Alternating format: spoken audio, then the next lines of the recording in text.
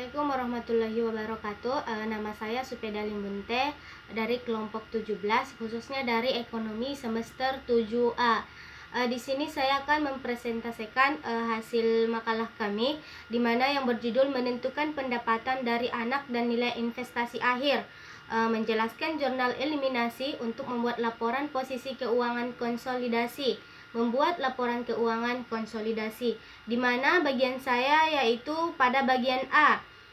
Materinya mengenai pengertian pendapatan dari anak perusahaan dan nilai investasi akhir, di mana anak perusahaan atau dikenal dengan sebutan subsidiary merupakan perusahaan yang sahamnya dikuasai oleh perusahaan lain atau umumnya lebih dari 50%. Perusahaan itulah yang disebut sebagai induk perusahaan atau holding company. Seterusnya, contoh dari anak perusahaan yang sudah sangat dikenal di Indonesia adalah PT Telekomunikasi Seluler ataupun Telkomsel dan PT Multimedia Nusantara Telkom Metra. Keduanya merupakan anak perusahaan dari Telkom Indonesia. Adapun terbentuknya induk perusahaan dan anak perusahaan dapat terjadi karena 3 hal.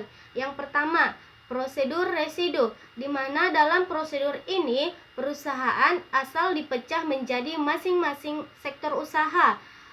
Perusahaan yang dipecah tersebut akan menjadi perusahaan yang mandiri. Sisanya berubah menjadi perusahaan induk yang memegang saham perusahaan pecahnya dan perusahaan lain jika memang ada.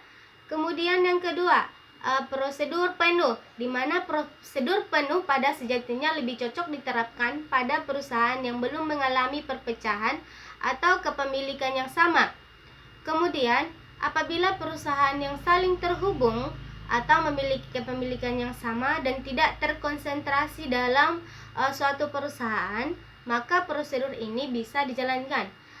Kemudian yang terakhir, prosedur terprogram, di mana prosedur terprogram merupakan strategi bisnis di mana perusahaan yang didirikan pertama kali adalah perusahaan induknya, dan kemudian perusahaan lain ataupun anak perusahaan akan dibentuk atau diakuisisi untuk kepentingan bisnis yang dilakukan. Terima kasih. Cukup sekian penjelasan dari saya. Kemudian akan ditambahi oleh teman sekelompok saya. Wabillahi taufiq wal hidayah. Assalamualaikum warahmatullahi wabarakatuh.